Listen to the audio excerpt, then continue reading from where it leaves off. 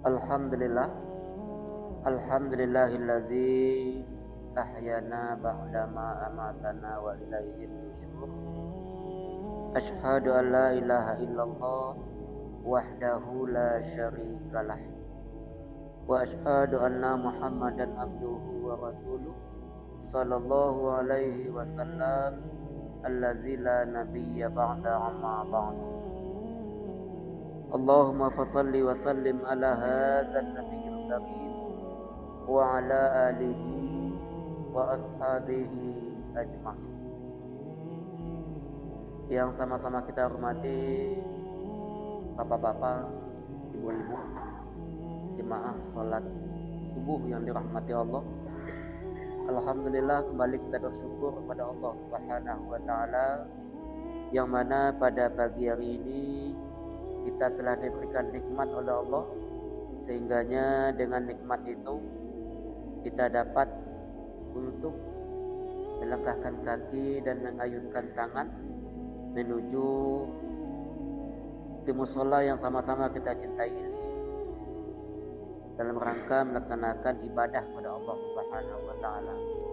Mudah-mudahan seluruh rangkaian ibadah kita, mulai dari kita sholat subuh berjamaah, setelah itu zikir, berdoa, dan sekarang kita juga sebentar yaitu melaksanakan tausiah. Semuanya itu mudah-mudahan dinilai sebagai ibadah oleh Allah Subhanahu wa taala. Amin ya rabbal alamin. Selanjutnya salawat dan salam kita sampaikan buat Nabi kita, yakni Nabi besar Muhammad sallallahu alaihi wasallam. Allahumma salli ala sayyidina Muhammad wa ala ali sayyidina Muhammad. Bapak-bapak, ibu-ibu, para jemaah yang kami hormati, untuk pengisian kultum kita pada subuh kali ini, yaitunya kami akan menceritakan kisah seorang sahabat Nabi, yaitunya yang bernama Syu'ban. Syu'ban ini adalah salah seorang sahabat Nabi yang selalu melaksanakan sholat subuh secara berjamaah bersama Nabi.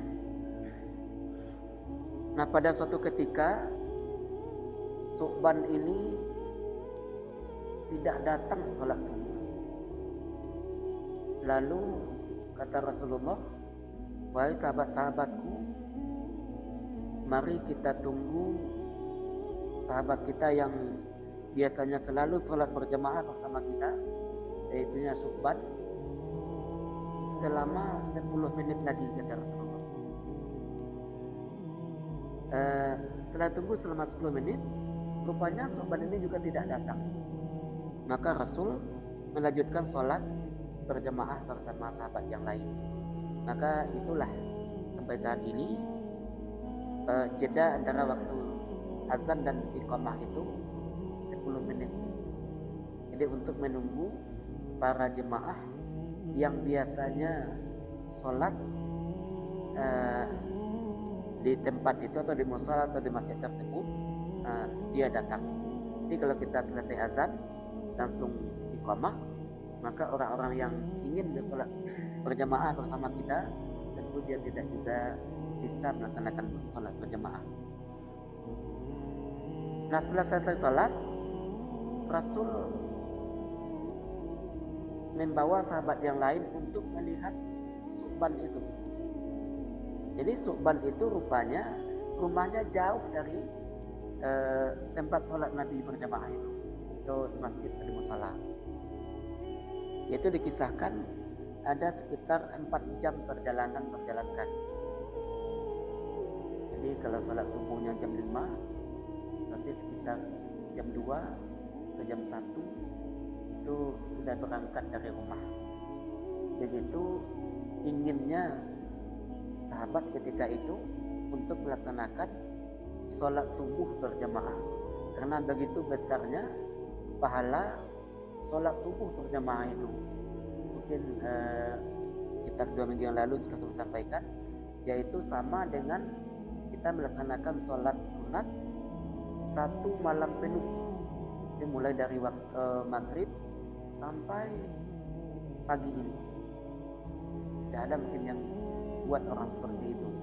Jangankan selama itu kita sholat sunat tarawih pada bulan puasa 20 rakaat saja itu sudah banyak yang tidak tahan melaksanakannya. Nah, setelah sampai di rumah Suban itu, maka Rasul bertanya kepada istrinya, wahai ibu, istrinya Suban, kenapa Suban tidak datang tadi sholat subuh bersama kami?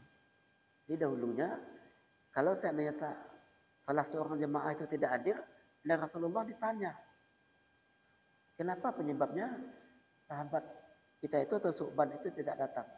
Maka kata istri Suban itu, ya Rasulullah, saya juga minta maaf karena suami saya beliau telah meninggal dunia.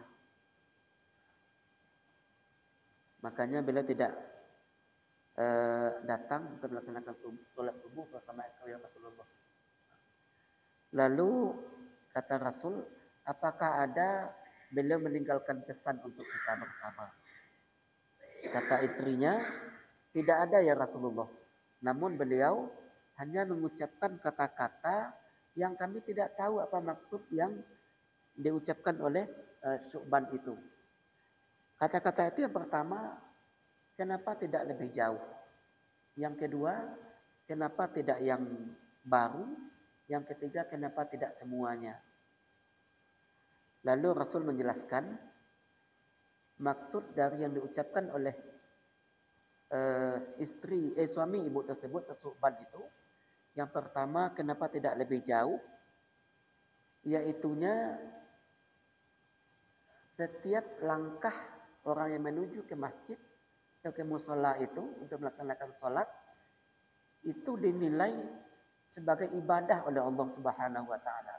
Jadi setiap langkah itu dihitung, dicatat sebagai ibadah. Sehingga Syu'ban ketika beliau syakaratul maut itu dibayangkanlah oleh malaikat pahala dia menuju ke masjid untuk melaksanakan sholat subuh itu. Sehingganya ada kata-kata keluar dari mulut Syu'ban itu, kenapa tidak lebih jauh? Kalau lebih jauh, tentu lebih banyak lagi langkahnya. Ini merupakan suatu motivasi bagi kita bahwa ketika kita pergi untuk melaksanakan sholat itu, pakai itu sholat subuh, sholat isya, maghrib, zuhur, asar, setiap langkah kita itu dinilai sebagai ibadah oleh Allah Subhanahu wa taala. Makanya jangan kita ragu ketika kita jauh dari tempat sholat, mari kita terus untuk melaksanakan sholat berjamaah itu. Apalagi kalau seandainya rumah kita dekat dari masjid atau dari musola.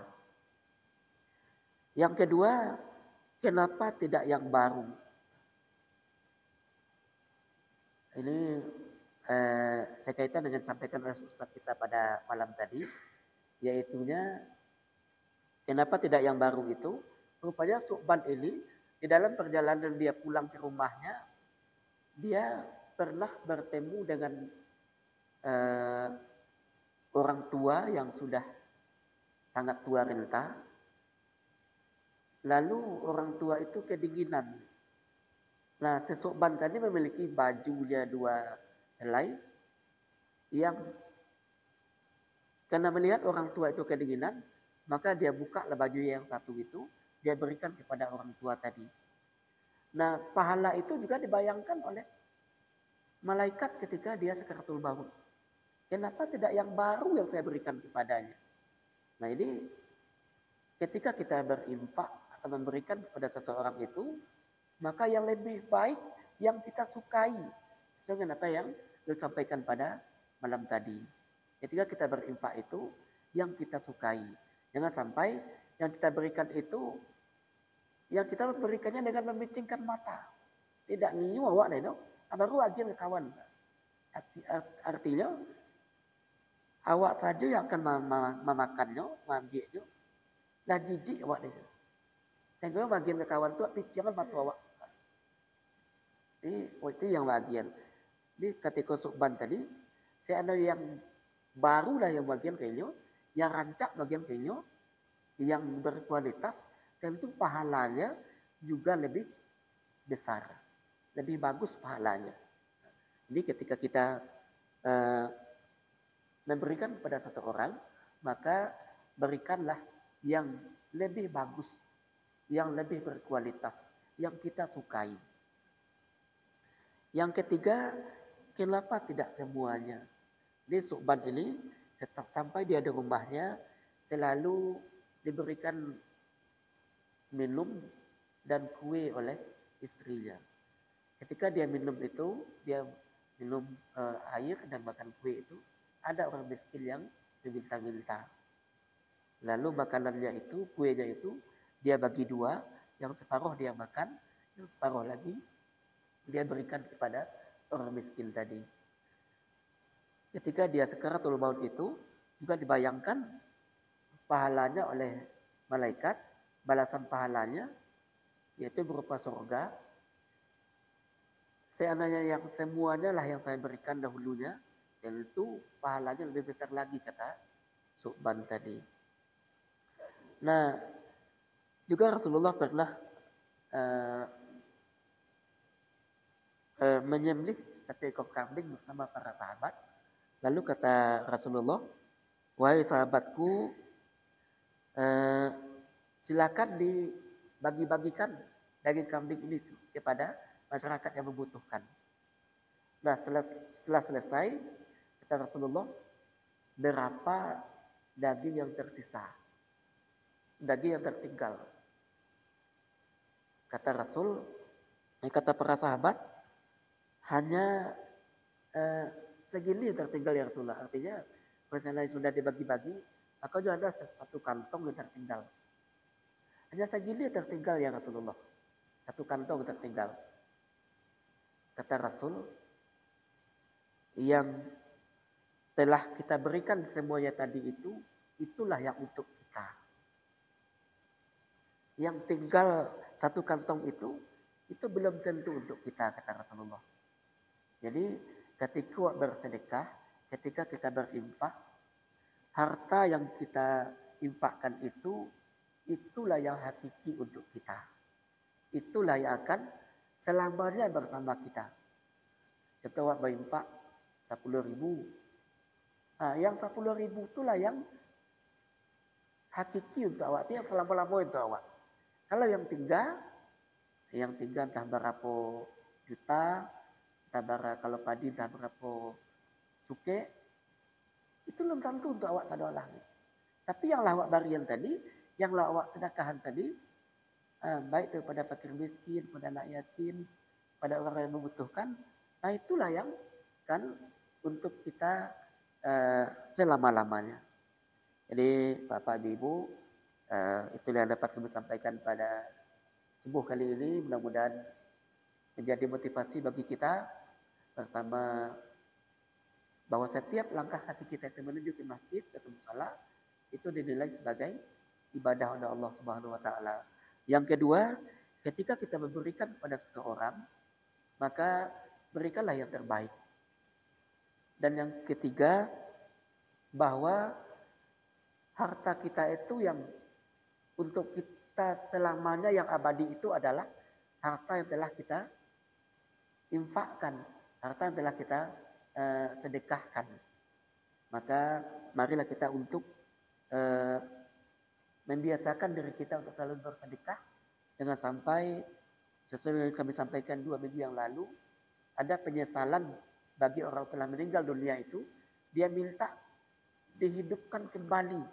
Itu apa dia minta dihidupkan? Untuk melaksanakan, untuk berinfak, untuk bersedekah. Kita dapat dalam surat Al-Munafikun ayat yang ke-10. Itu dapat kami sampaikan pada pagi hari ini. Mudah-mudahan ada manfaatnya pada kita bersama. Minggu besok kita sambung lagi atau dengan Ustaz Rezeki atau dengan saya kembali. Wabillahi taufik wal hidayah.